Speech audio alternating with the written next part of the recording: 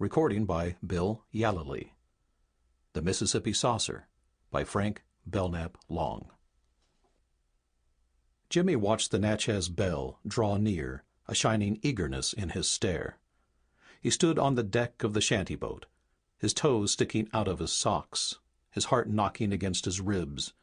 Straight down the river, the big packet boat came, purpling the water with its shadow, its smokestacks belching soot. Jimmy had a wild talent for collecting things. He knew exactly how to infuriate the captains without sticking out his neck. Up and down the Father of Waters, from the bayous of Louisiana to the Great Sandy, other little shantyboat boys envied Jimmy and tried hard to imitate him. But Jimmy had a very special gift, a genius for pantomime. He'd wait until there was a glimmer of red flame on the river, and small objects stood out with a startling clarity. Then he'd go into his act. Nothing upset the captains quite so much as Jimmy's habit of holding a big, croaking bullfrog up by its legs as the riverboats went steaming past. It was a surefire way of reminding the captains that men and frogs were brothers under the skin. The puffed-out throat of the frog told the captains exactly what Jimmy thought of their cheek. Jimmy refrained from making faces or sticking out his tongue at the grinning roustabouts. It was the frog that did the trick. In the still dawn, things came sailing Jimmy's way, hurled by captains with a twinkle of repressed merriment dancing in eyes that were kindlier and more tolerant than Jimmy dreamed. Just because the shantyboat folk had no right to insult the riverboats, Jimmy had collected 40 empty tobacco tins, a down-at-heels shoe, a Sears Roebuck catalog, and more rolled-up newspapers than Jimmy could ever read. Jimmy could read, of course. No matter how badly Uncle Al needed a new pair of shoes, Jimmy's education came first. So Jimmy had spent 6 winters ashore in a first-class grammar school, his books paid for out of Uncle Al's New Orleans money. Uncle Al, blowing on a vinegar jug and making sweet music, the holes in his socks much bigger than the holes in Jimmy's socks. Uncle Al shaking his head and saying sadly, "Someday, young fella, I ain't going to sit here harmonizing. No, sirree. I'm going to buy myself a brand new store suit, trade in this here jig jug for a big round banjo, and hie myself off to the Mardi Gras. Ain't too old that-a-way to get a little fun out of life, young fella." Poor old Uncle Al. The money he'd saved up for the Mardi Gras never seemed to stretch far enough. There was enough kindness in him to stretch like a rainbow over the bayous and the river forests of sweet, rustling pine for as far as the eye could see. Enough kindness to wrap all of Jimmy's life in a glow, and the life of Jimmy's sister as well. Jimmy's parents had died of winter pneumonia too soon to appreciate Uncle Al. But up and down the river, everyone knew that Uncle Al was a great man. Enemies? Well, sure, all great men made enemies, didn't they? The Harmon brothers were downright sinful about carrying their feuding meanness right up to the doorstep of Uncle Al, if it could be said that a man living in a shantyboat had a doorstep. Uncle Al made big catches, and the Harmon brothers never seemed to have any luck. So, long before Jimmy was old enough to understand how corrosive envy could be, the Harmon brothers had started feuding with Uncle Al. "Jimmy, here comes the Natchez Belle. Uncle Al says for you to get him a newspaper. The newspaper you got him yesterday, he couldn't read no ways. It was soaking wet." Jimmy turned to glower at his sister. Up and down the river, Pigtail Annie was known as a tomboy, but she wasn't no ways. She was Jimmy's little sister, and that meant Jimmy was the man in the family, wore the pants, and nothing Pigtail said or did could change that for 1 minute. "Don't yell at me," Jimmy complained. "How can I get Captain Simmons mad if you get me mad first? Have a heart, will you?" But Pigtail Annie refused to budge. Even when the Natchez Belle loomed so close to the shantyboat that it blotted out the sky, she continued to crowd her brother, preventing him from holding up the frog and making Captain Simmons squirm. But Jimmy got the newspaper anyway. Captain Simmons had a keen insight into tomboy psychology, and from the bridge of the Natchez Belle he could see that Pigtail was making life miserable for Jimmy.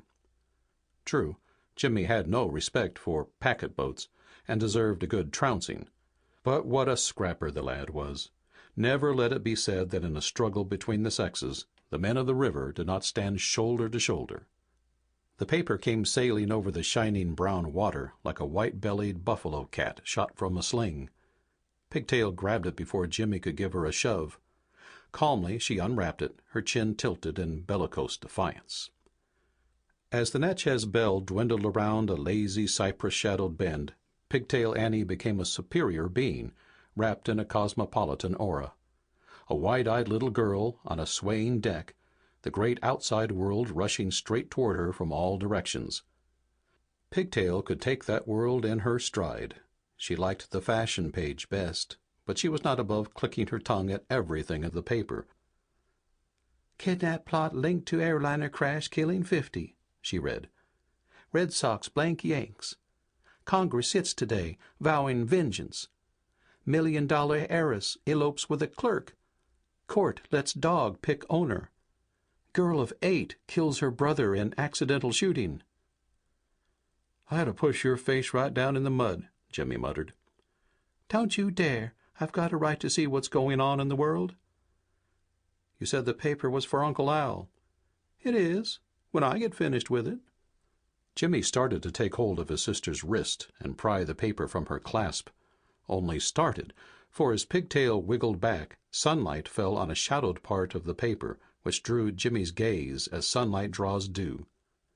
Exciting wasn't the word for the headline.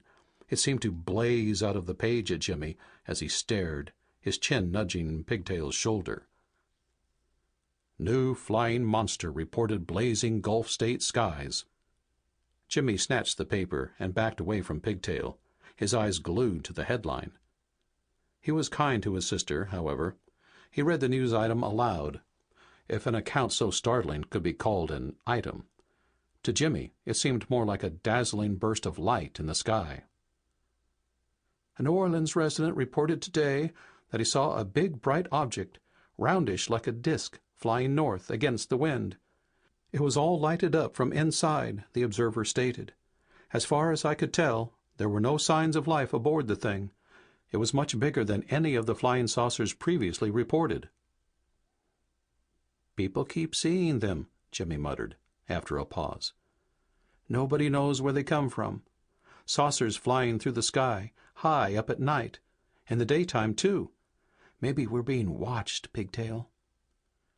"Watched? Jimmy, what do you mean? What are you talking about?" Jimmy stared at his sister, the paper jiggling in his clasp. "It's way over your head, Pigtail," he said sympathetically. "I'll prove it. What's a planet?" "A star in the sky, you dope!" Pigtail almost screamed. "Wait till Uncle Al hears what a meanie you are. If I wasn't your sister, you wouldn't dare grab a paper that doesn't belong to you."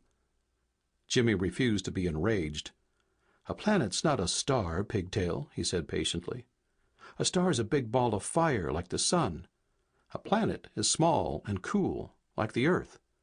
Some of the planets may even have people on them. Not people like us, but people all the same. Maybe we're just frogs to them." "You're crazy, Jimmy. Crazy, crazy, you hear?" Jimmy started to reply, then shut his mouth tight. Big waves were nothing new in the wake of steamboats.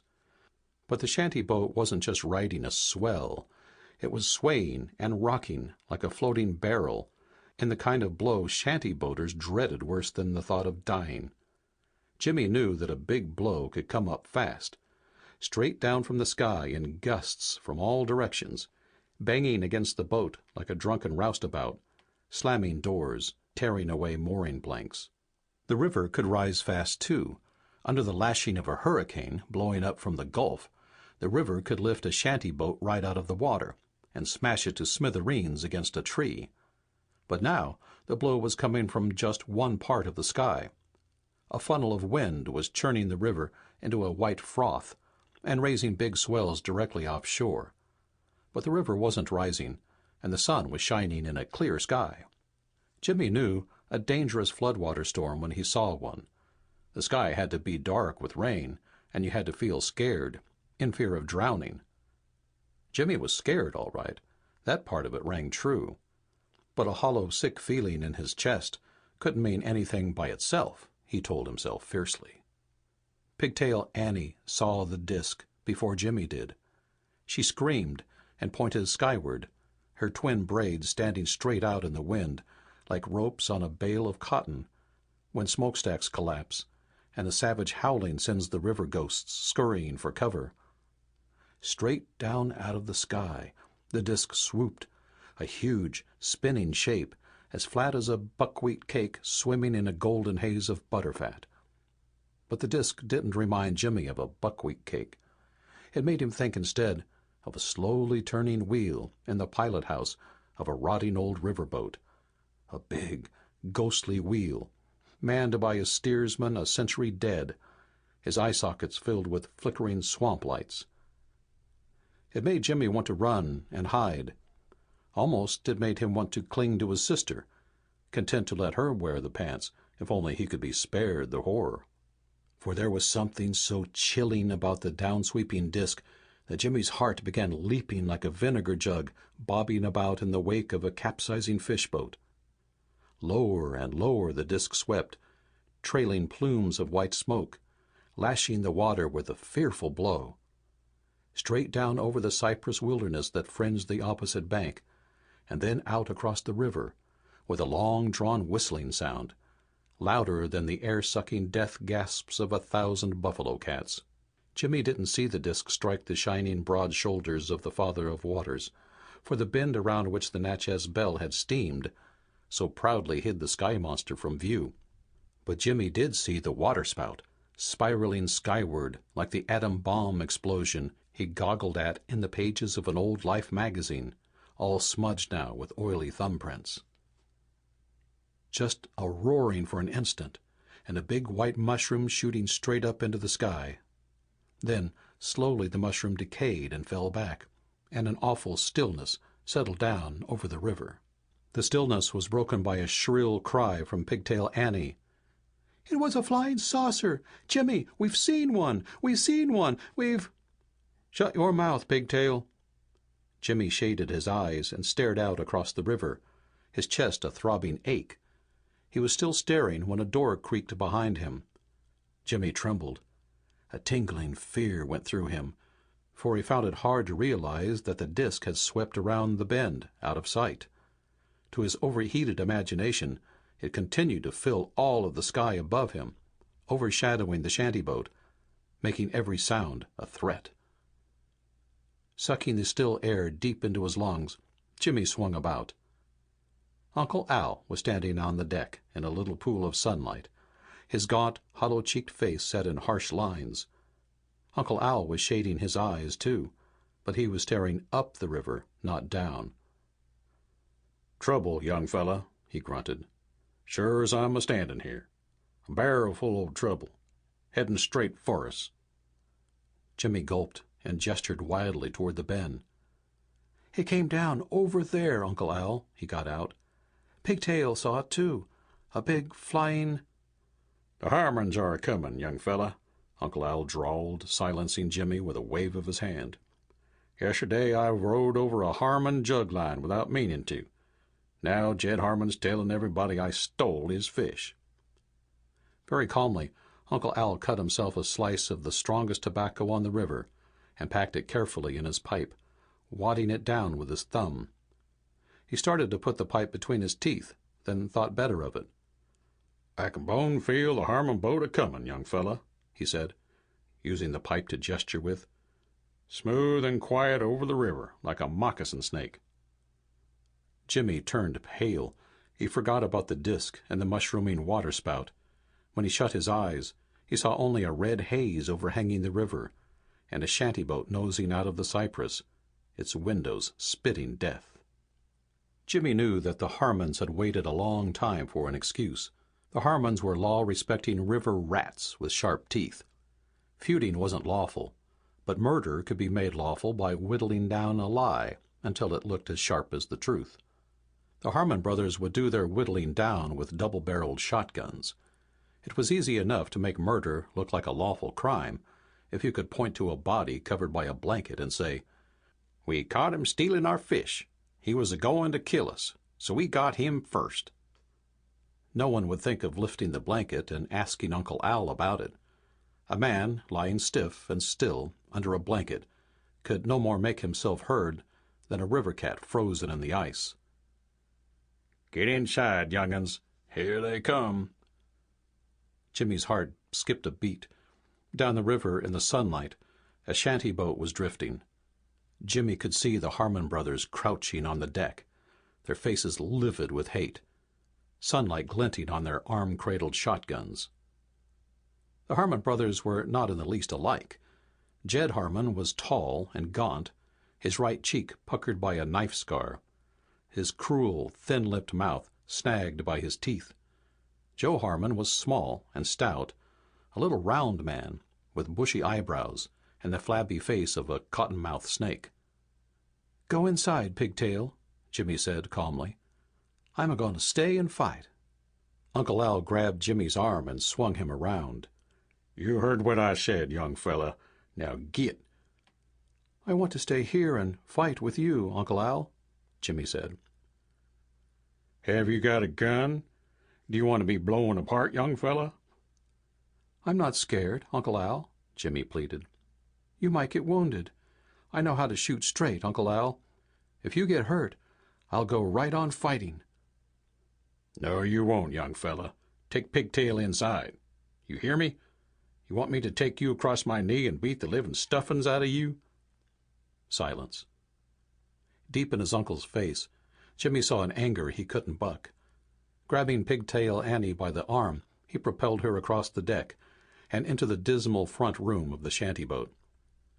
The instant he released her, she glared at him and stamped her foot. "If Uncle Al gets shot, it'll be your fault," she said cruelly. Then Pigtail's anger really flared up. "The Harmons wouldn't dare shoot us, 'cause we're children."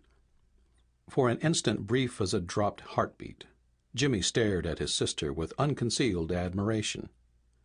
"You can be right smart when you've got nothing else on your mind, Pigtail," he said. "If they kill me, they'll hang around sure as shooting." Jimmy was out in the sunlight again before Pigtail could make a grab for him. Out on the deck and running along the deck toward Uncle Al. He was still running when the first blast came. It didn't sound like a shotgun blast. The deck shook, and a big swirl of smoke floated straight toward Jimmy, half blinding him and blotting Uncle Al from view. When the smoke cleared, Jimmy could see the Harmon shantyboat. It was less than 30 feet away now, drifting straight past and rocking with the tide like a top-heavy flat barge. On the deck, Jed Harmon was crouching down, his gaunt face split in a triumphant smirk. Beside him, Joe Harmon stood quivering like a mound of jelly, a stick of dynamite in his hand, his flabby face looking almost gentle in the slanting sunlight. There was a little square box at Jed Harmon's feet. As Joe pitched, Jed reached into the box for another dynamite stick. Jed was passing the sticks along to his brother, depending on wad dynamite to silence Uncle Al forever. Wildly, Jimmy told himself that the guns had just been a trick to mix Uncle Al up and keep him from shooting until they had him where they wanted him. Uncle Al was shooting now, his face as grim as death. His big, heavy gun was leaping about like mad, almost hurling him to the deck. Jimmy saw the second dynamite stick spinning through the air, but he never saw it come down. All he could see was the smoke and the shantyboat rocking, and another terrible splintering crash as he went plunging into the river from the end of a rising plank, a sob strangling in his throat. Jimmy struggled up from the river with the long leg thrusts of a terrified bullfrog, his head a throbbing ache. As he swam shoreward, he could see the cypress on the opposite bank, dark against the sun, and something that looked like the roof of a house with water washing over it. Then, with mud sucking at his heels, Jimmy was clinging to a slippery bank and staring out across the river, shading his eyes against the glare. Jimmy thought, "I'm dreaming. I'll wake up and see Uncle Joe blowing on a vinegar jug. I'll see Pigtail, too. Uncle Al will be sitting on the deck, taking it easy." But Uncle Al wasn't sitting on the deck. There was no deck for Uncle Al to sit upon. Just the top of the shanty boat, sinking lower and lower, and Uncle Al swimming. Uncle Al had his arm around Pigtail, and Jimmy could see Pigtail's white face bobbing up and down as Uncle Al breasted the tide with his strong right arm. Closer to the bend was the Harmon shanty boat. The Harmons were using their shotguns now, blasting fiercely away at Uncle Al and Pigtail. Jimmy could see the smoke curling up from the leaping guns, and the water jumping up and down in little spurts all around Uncle Al. There was an awful, hollow agony in Jimmy's chest as he stared, a fear that was partly a soundless screaming and partly a vision of Uncle Al sinking down through the dark water and turning it red. It was strange, though. Something was happening to Jimmy, nibbling away at the outer edges of the fear like a big hungry river cat, making the fear seem less swollen and awful, shredding it away in little flakes. There was a white core of anger in Jimmy which seemed suddenly to blaze up. He shut his eyes tight. In his mind's gaze, Jimmy saw himself holding the Harmon brothers up by their long, mottled legs. The Harmon brothers were frogs. Not friendly, good-natured frogs like Uncle Al, but snake frogs, cottonmouth frogs. All flannel red were their mouths, and they had long, evil fangs which dripped poison in the sunlight. But Jimmy wasn't afraid of them no ways. Not any more. He had too firm a grip on their legs. "Don't let anything happen to Uncle Al and Pigtail," Jimmy whispered, as though he were talking to himself. No, not exactly to himself. To someone like himself, only larger. Very close to Jimmy, but larger, more powerful. "Catch them before they harm Uncle Al. Hurry, hurry!" There was a strange lifting sensation in Jimmy's chest now, as though he could shake the river if he tried hard enough. Tilt it, send it swirling in great, thunderous white surges, clear down to Lake Pontchartrain. But Jimmy didn't want to tilt the river, not with Uncle Al on it, and Pigtail, and all those people in New Orleans, who would disappear right off the streets. They were frogs, too, maybe, but good frogs, not like the Harmon brothers. Jimmy had a funny picture of himself, much younger than he was. Jimmy saw himself as a great husky baby, standing in the middle of the river, and blowing on it with all his might.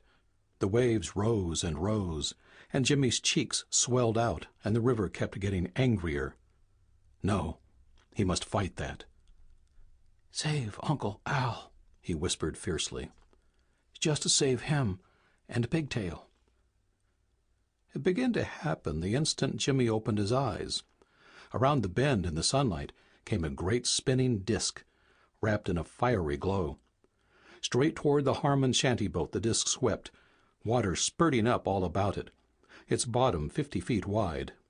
There was no collision, only a brightness for one awful instant where the shanty boat was twisting and turning in the current, a brightness that outshone the rising sun. Just like a camera flashbulb going off, but bigger, brighter, so big and bright that Jimmy could see the faces of the Harmon brothers 50 times as large as life, shriveling and disappearing in a magnifying burst of flame high above the cypress trees, just as though a giant in the sky had trained a big burning glass on the Harmon brothers and whipped it back quick, whipped it straight up so that the faces would grow huge before dissolving as a warning to all snakes. There was an evil anguish in the dissolving faces, which made Jimmy's blood run cold. Then the disk was alone in the middle of the river, spinning around and around, the shanty boat swallowed up. And Uncle Al was still swimming, fearfully close to it. The net came swirling out of the disk over Uncle Al like a great dew-drenched gossamer web. It enmeshed him as he swam, so gently that he hardly seemed to struggle, or even to be aware of what was happening to him. Pigtail didn't resist either. She simply stopped thrashing in Uncle Al's arms, as though a great wonder had come upon her. Slowly, Uncle Al and Pigtail were drawn into the disk. Jimmy could see Uncle Al reclining in the web, with Pigtail in the crook of his arm, his long, angular body as quiet as a butterfly in its deep winter sleep inside a swaying glass cocoon. Uncle Al and Pigtail being drawn together into the disk as Jimmy stared, a dull pounding in his chest. After a moment the pounding subsided, and a silence settled down over the river. Jimmy sucked in his breath. The voices began quietly, as though they had been waiting for a long time to speak to Jimmy, deep inside his head, and didn't want to frighten him in any way. "Take it easy, Jimmy. Stay where you are. We're just going to have a friendly little talk with Uncle Al." Talk?" Jimmy heard himself stammering. "We knew we'd find you where life flows simply and serenely, Jimmy. Your parents took care of that before they left you with Uncle Al. You see, Jimmy, we wanted you to study the Earth people on a great, wide-flowing river, far from the cruel, twisted places. To grow up with them, Jimmy, and to understand them, especially the Uncle Als. For Uncle Al is unspoiled, Jimmy. If there's any hope at all for Earth, as we guide and watch it, that hope burns most brightly in the Uncle Als." The voice paused, and then went on quickly. "You see, Jimmy, you're not human in the same way that your sister is human, or Uncle Al, but you're still young enough to feel human, and we want you to feel human, Jimmy." Who are you?" Jimmy gasped. "We are the Shining Ones, Jimmy. For wide wastes of years we have cruised Earth skies, almost unnoticed by the Earth people. When darkness wraps the Earth in a great spinning shroud, we hide our ships close to the cities and glide through the silent streets in search of our young. You see, Jimmy, we must watch and protect the young of our race until sturdiness comes upon them and they are ready for the great change." For an instant there was a strange humming sound deep inside Jimmy's head, like the drowsy murmur of bees in a dew-drenched clover patch. Then the voice droned on. "The Earth people are frightened by our ships now, for their cruel wars have put a great fear of death in their hearts. They watch the skies with sharper eyes, and their minds have groped closer to the truth. To the Earth people, our ships are no longer the fireballs of mysterious legend, haunted will-o'-the-wisps, marsh flickerings, and the even more elusive distortions of the sick mind. It is a long, bold step from fireballs to flying saucers, Jimmy. A day will come when the Earth people will be wise enough to put aside fear. Then we can show ourselves to them, as we really are, and help them openly." The voice seemed to take more complete possession of Jimmy's thoughts then, growing louder and more eager, echoing through his mind with the pervasiveness of muted chimes. "Jimmy, close your eyes tight. We're going to take you across wide gulfs of space to the bright and shining land of your birth." Jimmy obeyed. It was a city, and yet it wasn't like New York or Chicago or any of the other cities Jimmy had seen illustrations of in the newspapers and picture magazines. The buildings were white and domed and shining, and they seemed to tower straight up into the sky. There were streets, too, weaving in and out between the domes, like rainbow-colored spider-webs in a forest of mushrooms. There were no people in the city, but down the aerial streets shining objects swirled with the swift, easy gliding of flat stones skimming an edge of running water. Then, as Jimmy stared into the depths of the strange glow behind his eyelids, the city dwindled and fell away, and he saw a huge circular disk looming in a wilderness of shadows. Straight toward the disk a shining object moved, bearing aloft on filaments of flame a much smaller object that struggled and mewed and reached out little white arms. Closer and closer the shining object came, until Jimmy could see that it was carrying a human infant that stared straight at Jimmy out of wide, dark eyes. But before he could get a really good look at the shining object, it pierced the shadows and passed into the disk. There was a sudden, blinding burst of light, and the disk was gone. Jimmy opened his eyes. "You were once like that baby, Jimmy," the voice said. "You were carried by your parents into a waiting ship, and then out across wide gulfs of space to Earth. You see, Jimmy, our race was once entirely human. But as we grew to maturity, We left the warm little worlds where our infancy was spent, and boldly sought the stars, shedding our humanness as sunlight sheds the dew, or a bright soaring moth of the night its ugly pupa case. We grew great and wise, Jimmy, but not quite wise enough to shed our human heritage of love and joy and heartbreak.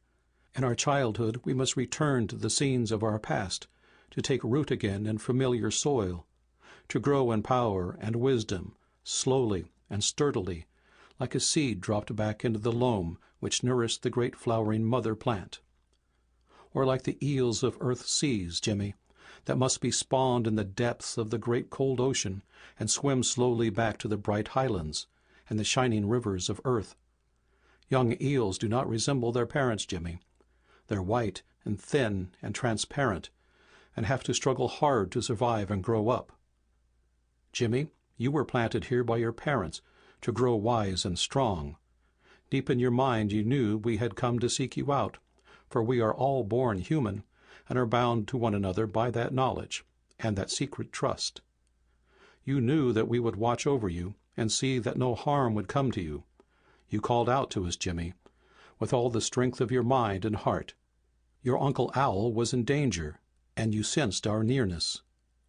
It was partly your knowledge that saved him, Jimmy, but it took courage, too, and a willingness to believe that you were more than human, and armed with the great, proud strength and wisdom of the Shining Ones.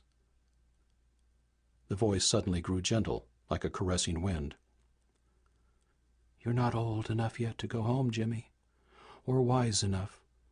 We'll take you home when the time comes. Now we just want to have a talk with Uncle Al to find out how you're getting along. Jimmy looked down into the river and then up into the sky. Deep down under the dark, swirling water, he could see life taking shape in 1,000 forms. Caddisflies building bright, shining new nests, and dragonfly nymphs crawling up toward the sunlight, and pollywogs growing sturdy hind limbs to conquer the land. But there were cottonmouths down there, too, with death behind their fangs, and no love for the life that was crawling upward. When Jimmy looked up into the sky, he could see all the blazing stars of space, with cottonmouths on every planet of every sun. Uncle Al was like a bright caddisfly, building a fine new nest, thatched with kindness, denying himself bright little Mardi Gras pleasures so that Jimmy could go to school and grow wiser than Uncle Al. That's right, Jimmy. You're growing up. We can see that. Uncle Al says he told you to hide from the cottonmouths, but you were ready to give your life for your sister and Uncle Al. Shucks, it was nothing, Jimmy heard himself protesting. Uncle Al doesn't think so, and neither do we. A long silence while the river mists seemed to weave a bright cocoon of radiance around Jimmy, clinging to the bank and the great circular disk that had swallowed up Uncle Al. Then the voices began again. No reason why Uncle Al shouldn't have a little fun out of life, Jimmy. Gold's easy to make, and we'll make some right now. A big lump of gold in Uncle Al's hand won't hurt him in any way.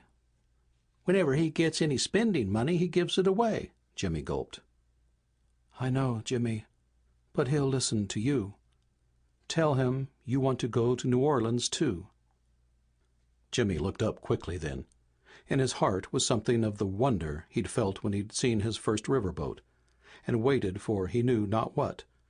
Something of the wonder that must have come to men seeking magic in the sky, the rainmakers of ancient tribes and of days long vanished. Only to Jimmy the wonder came now with a white burst of remembrance and recognition. It was though he could sense something of himself in the 2 towering spheres that rose straight up out of the water behind the disk. Still white and beautiful they were, like bubbles floating on a rainbow sea, with all the stars of space behind them. Staring at them, Jimmy saw himself as he would be, and knew himself for what he was. It was not a glory to be long endured. Now you must forget again, Jimmy. Forget as Uncle Al will forget, until we come for you. Be a little shanty-boat boy. You are safe in the wide bosom of the Father of Waters. Your parents planted you in a rich, kindly loam, and in all the finite universe you will find no cozier nook, for life flows here with a diversity that is infinite. And Pigtail, she gets on your nerves at times, doesn't she, Jimmy? She sure does, Jimmy admitted. Be patient with her, Jimmy. She's the only human sister you'll ever have on Earth. I'll try, Jimmy muttered. Uncle Al and Pigtail came out of the disk in an amazingly simple way. They just seemed to float out in the glimmering web. Then suddenly there wasn't any disk on the river at all, just a dull flickering where the sky had opened like a great blazing furnace to swallow it up.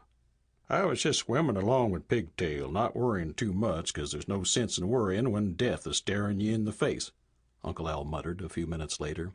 Uncle Al sat on the riverbank beside Jimmy, staring down at his palm, his vision misted a little by a furious blinking. "It's gold, Uncle Al," Pigtail shrilled. "A big lump of solid gold." I just felt my hand get heavy, and there it was, young fella, nestling there in my palm. Jimmy didn't seem to be able to say anything.